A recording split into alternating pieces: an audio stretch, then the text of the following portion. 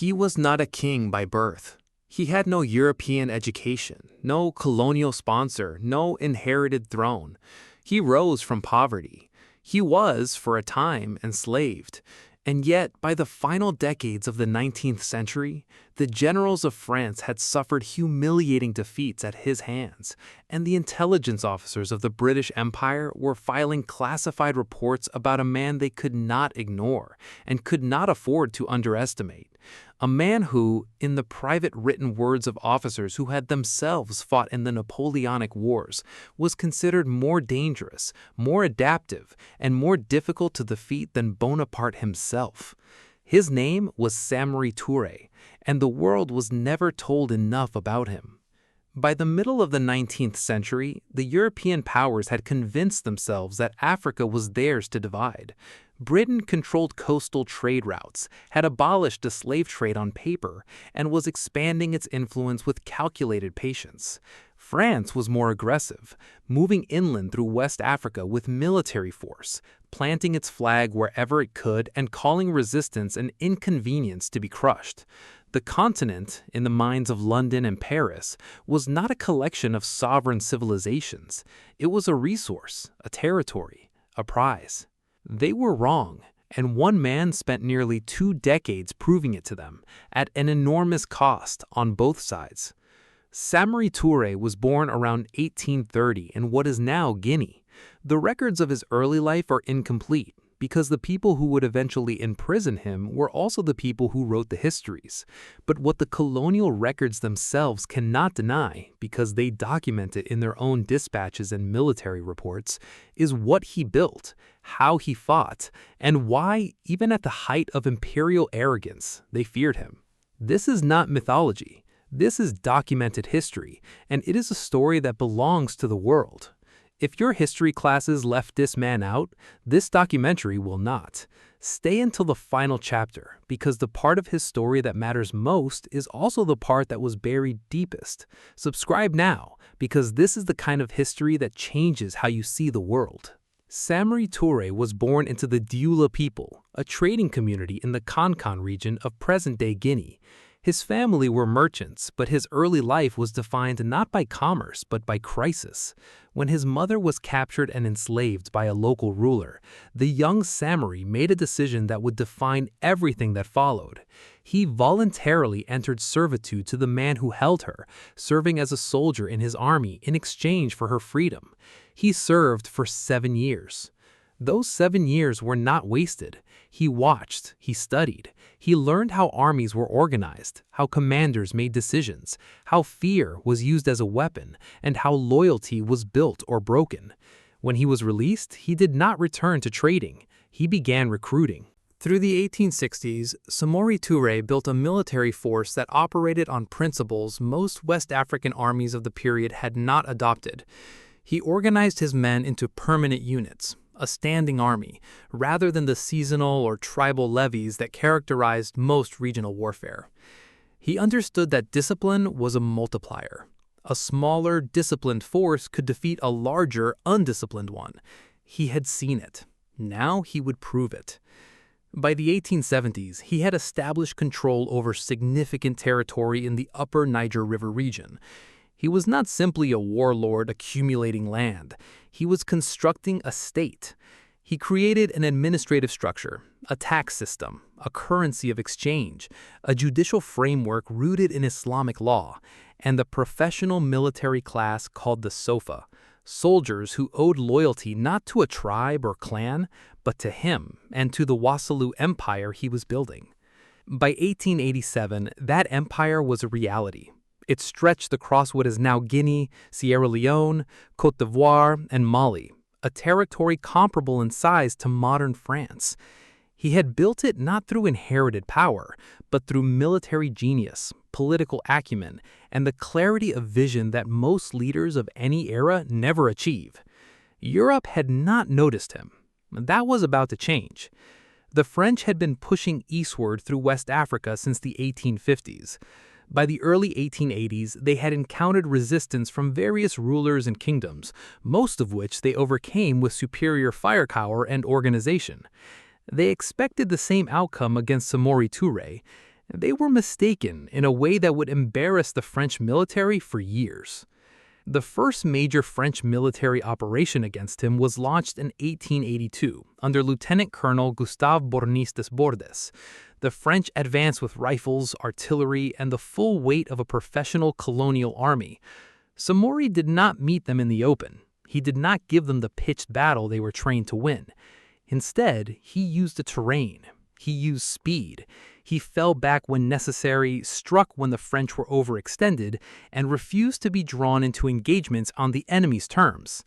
The French won some encounters, they took some territory, but they could not break him, and the cost of trying was far higher than Paris had anticipated.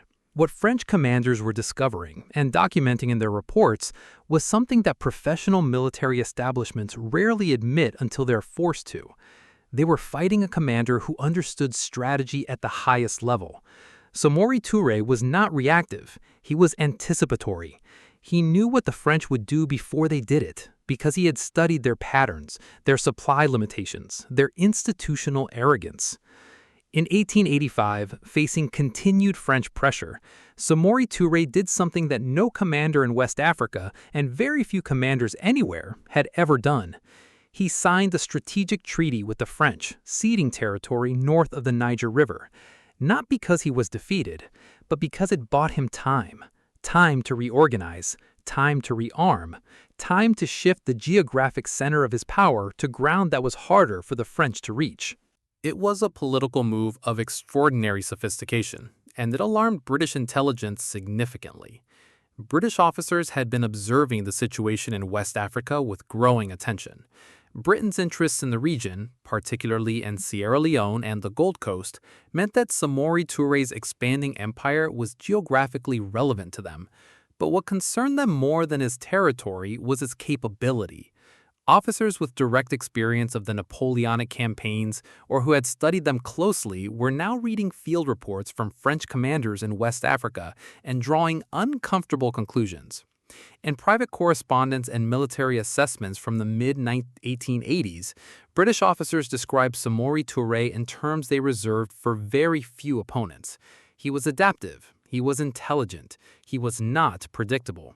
Napoleon, for all his brilliance, operated on known European principles of war, principles that British commanders had learned to anticipate and counter. Samori Touré operated on no such framework. He invented his responses to each situation. He could not be modeled. That, to the military mind, is the most dangerous kind of enemy. The Treaty of 1885 was always temporary in Samori Touré's mind. He used the years that followed to do something that stunned both French and British observers when they later understood what had happened. He relocated his arms manufacturing. Samori Touré had established workshops within his empire that produced rifles, copies of the French chassepot and later the more advanced Lebel model. His craftsmen were reverse engineering European weapons and producing functional copies in sufficient numbers to supply his army. When French pressure from the West made those workshops vulnerable, he moved them east, deeper into territory the French could not easily reach, and continued production there. This was not improvisation.